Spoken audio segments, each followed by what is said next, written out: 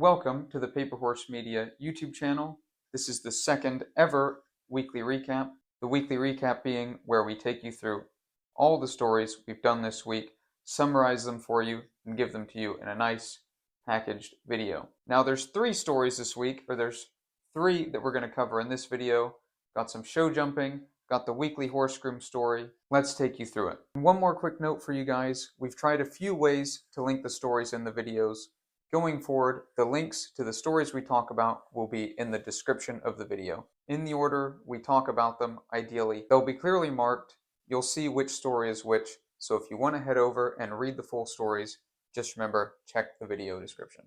We started off the week with Ben Maher and Enjeu de Grisien in the 5-star WEF Challenge, round 9. Now, Ben went last in the jump-off, and he told us that he used that to his advantage. Of course, it worked out for him because he won. Now, he was, of course, riding Enjeu de Grisien, Selle Francais gelding, owned by Charlotte Rossiter and Pamela Wright.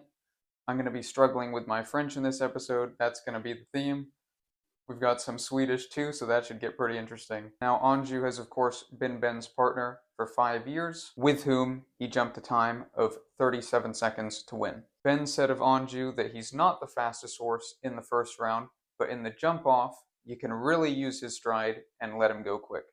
Ben told us he prefers to stick to his own plan rather than watching everybody else, but when you're going last in the round, I imagine it's hard not to. Nevertheless, there's more on this challenge round in the full story, and then we also have a bit more on Enjeu the horse, as well as a bit on Ben's family, who were there to support him after his win. Anyway, moving on. The next story we did was on Darragh's return win after his unfortunate 6-month absence, this due to a suspension. Darragh talked about the difficulty of this time, not being able to compete with horses and really wanting to get back in the action. But of course, now he can say he won his first Saturday Night Lights with horse Eddy Blue in a stacked lineup featuring 6 of the top 10 jumpers in the world. It was just as big of a night for Eddy as it was for Darragh, who, while placing in a number of 5-star events, for the pair to finally win one together, I have to imagine, is pretty satisfying. And then if that wasn't interesting enough for you, we had a tie for second place. 2 riders got exactly the same time. Australian rider Thesa Irwin, interestingly enough, being the first Australian rider to grace the podium since 2010. She, of course, shared that spot after matching Marilyn Little's time exactly at 41.92 seconds. But there's a lot more of those 2 riders in the full story, so go check that out, read about them, as well as their quite remarkable tie.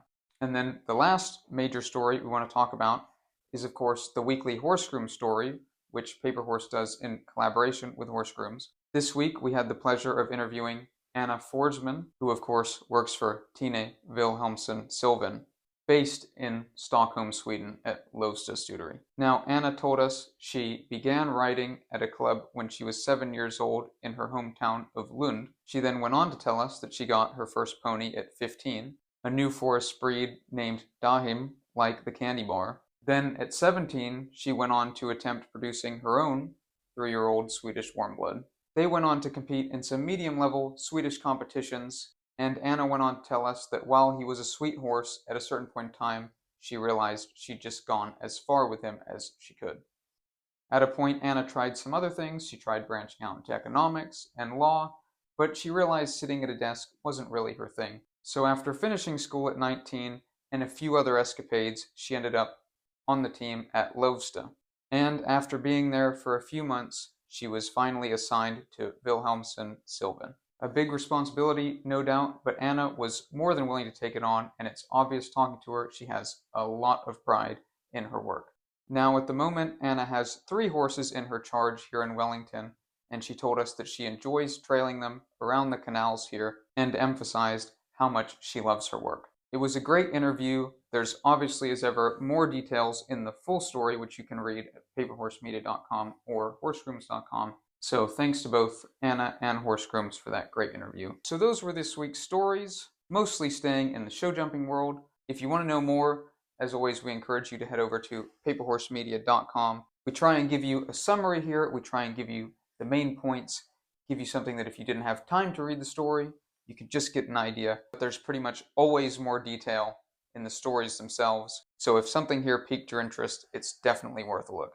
Other than that, we'll no doubt be busy this week and this weekend, and we'll have more stories to sum up for you here next week. So subscribe and tell us in the comments what you think of this format, what you think of the stories, and share with us any other thoughts you might have.